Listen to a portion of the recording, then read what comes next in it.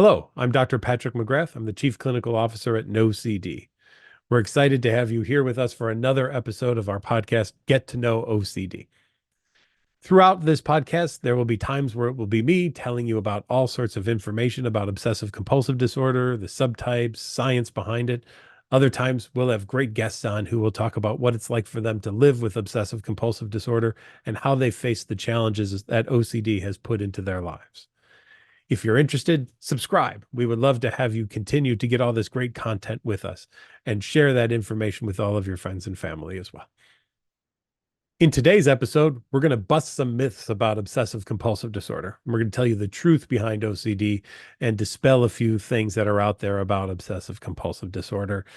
Let's start with the first one. OCD is just a personality quirk. This is when you hear people say, I'm so OCD. I don't really know what that means, frankly, because I don't know what it is to have so much OCD or not. I mean, you either have OCD or you don't have OCD. So to say that you're so OCD would be, well, frankly, kind of ridiculous. Unfortunately, we see people saying this all the time because they like to straighten things up in their home, which of course must mean that they are so OCD, right? Wrong. OCD has actually been listed as one of the top 10 most disabling disorders in the world by the World Health Organization. It isn't just doing one thing until it feels just right. It isn't straightening certain things until they are in the right position. It's not checking your garage door once before you go to make sure that everything's okay and it's down. Just because you do things once or twice doesn't mean that you have obsessive compulsive disorder. Or just because there's one thing that you're really kind of interested in doesn't mean that you have OCD about it. In fact, we overuse the words obsession and compulsion. I like to keep obsession limited to the definition of obsessive compulsive disorder. To me, an obsession is an intrusive thought or image or urge that people experience and try to neutralize with a compulsion, which is a behavioral action or a mental action that they do. So anything from what you might typically think of OCD, like washing your hands or checking the door, or maybe even driving around the block to make sure that, well, was that a pothole or did I run somebody over? And we know that these things can be very interfering in people's lives versus people who typically say they're so OCD. It's not really interfering in their lives. They just seem to like having certain things done in certain ways. And they're able to go on and function in their day to day life without it bothering them. And when they're away from that thing, it's probably not popping in their head. The problem, of course, with obsessive compulsive disorder is no matter where you go, your brain goes with you. And when your brain goes with you, guess what? OCD's in your brain. So it's following along and it's trying to get into the driver's seat all of the time. So maybe we can get rid of this idea that OCD is just a personality quirk and that everyone is so OCD. Now, another one that's kind of related to that is this notion that people will say, well, don't we all just have a little OCD? And I would contend that I don't know of many other mental health conditions where we all talk about having a little bit of it. If you're having a down day, do you say, well, I just have a little depression? Or if you're having a really great day, do you say, I have a slight bit of mania? Probably not. I don't hear that in other conditions at all. So I'm wondering why, just because you might have a particular quirk thing that you like to do, you have a little OCD about that thing. I'd contend that you either meet the criteria for the definition of OCD or you do not meet the criteria for OCD. It's one or the other. It's not this continuum where we have a slight bit of it or something of that nature, right?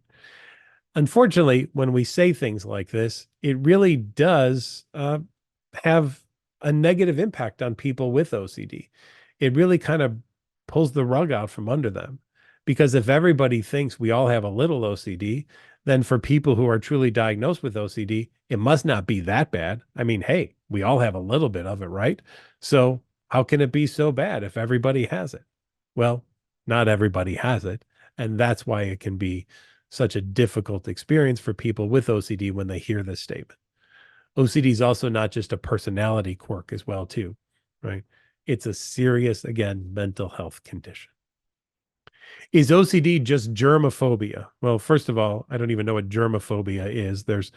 It's a pop psychology term that nobody actually uses in the field. But is it just washing your hands and being afraid of germs? Absolutely not. And again, listening to this Get to Know OCD podcast over the course of the seasons, you will learn all of the various subtypes of obsessive compulsive disorder. It isn't just about washing your hands. It isn't just about making sure that things are in a certain place or order. It's so much more than that. It is, again, did I hit a pothole or run over a child? Maybe I should drive around the block just to check and make sure that I didn't kill someone. It's also, hmm, did I remember doing that the right way? Because what if I didn't and I actually did it the wrong way and now people are in harm because of it? Maybe I should go back and see if I had actually done that the right way or not. OCD is all about you're responsible if bad things happen, but you can prevent them from happening by doing this compulsion. That'll work for a little bit, but then you'll just have to do it again. But hey, that's okay, right? Because why not just take a few moments to make sure that everything in the world is safe? I mean, you almost have what appears to be the most unwanted special powers in the world when you have obsessive compulsive disorder. You're in charge of making sure that everything is okay and safe. Who gave you these powers? Well, they're not real, actually. Hopefully, you recognize that. But OCD really is convincing to tell you that they are. So, OCD is not just about germs, right? It could even be about a new parent who's afraid, what if I were to harm my child in some way? And therefore, they don't even hold or touch their child because they're so afraid of doing damage to them. Remember this: OCD attacks the thing you love the most. So if you just had that baby and you really love that baby, OCD might say, hmm, but you could harm that child too, just know. And then, because of the love you have for the child, but the fear that you could harm them, you decide, I'm going to have other family members move in here and take care of the child. I'll just watch from far away. And that way, I can still be a good parent by never harming my child and trying to influence their upbringing. I'll just never interact with them on a one-to-one kind of level or even hold their hand or touch them or change a diaper or anything to make sure that they're just fine. It's more than just germs, isn't it? OCD also isn't a superpower. It's not beneficial. It's not helpful. No one with OCD would ever say to you, I'm better because of obsessive compulsive disorder. In fact, everyone I've ever met with OCD, and that's over 25 years of treating OCD, has said to me, I'd do anything to never have obsessive compulsive disorder ever again. I wish that it would go away. I wish that I didn't have to deal with this. And I'd also never wish this upon my worst enemy as well, too, because it's a hellish torture to live with obsessive compulsive disorder. So for people who think, boy, if I just had a little OCD, I could study better or do better on tests or be more organized or have a cleaner house. No, that's actually not the case. It wouldn't be helpful to you at all. Having OCD is a drain on your life, not a positive. And finally, isn't OCD just anxiety? Well, OCD can involve anxiety. I will say that. It can involve distress, something of that nature. But it isn't just anxiety because anxiety disorders, say like phobias or things, we may have a fear of an elevator, but we're not bothered by that fear of the elevator when we're in our home, when there's no elevators.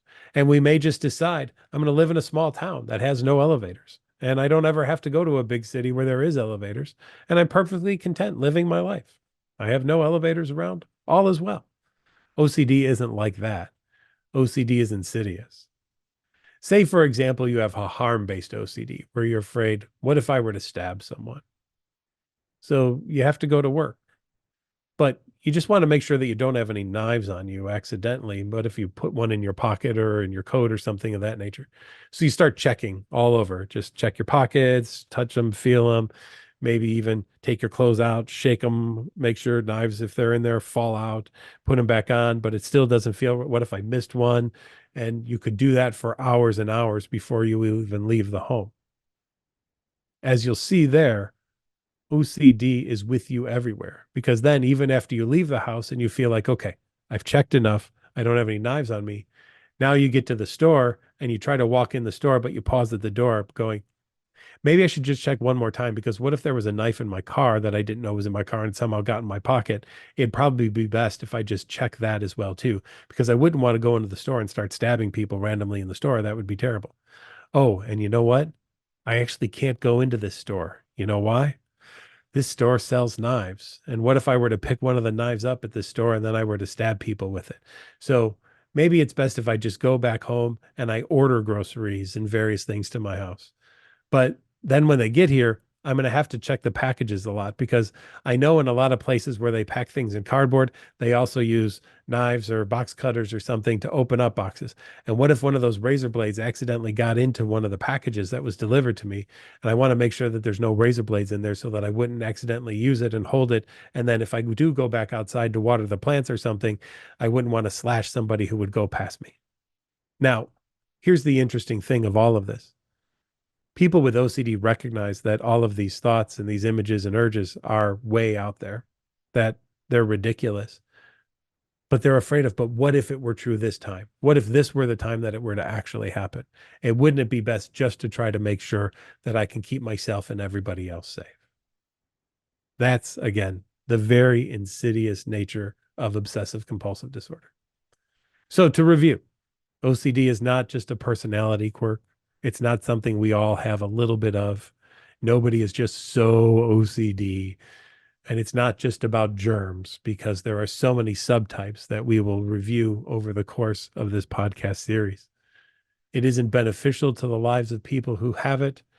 And it's not just about being anxious. It's so much more than that because OCD can also use other emotions that are very uncomfortable to get people to do compulsions. Things like shame and guilt and disgust are also in the purview of what OCD will bring upon someone who has it in order to try to motivate them to do anything that they can to neutralize that obsession. I hope that this has been helpful for you today. Please subscribe to our YouTube channel, and you can check out the Get to Know OCD podcast on all major platforms. And we hope you'll subscribe there too. Every week, we'll continue to drop new content like this. Sometimes we'll have guests, sometimes it'll be me. Stay tuned. We look forward to seeing you again.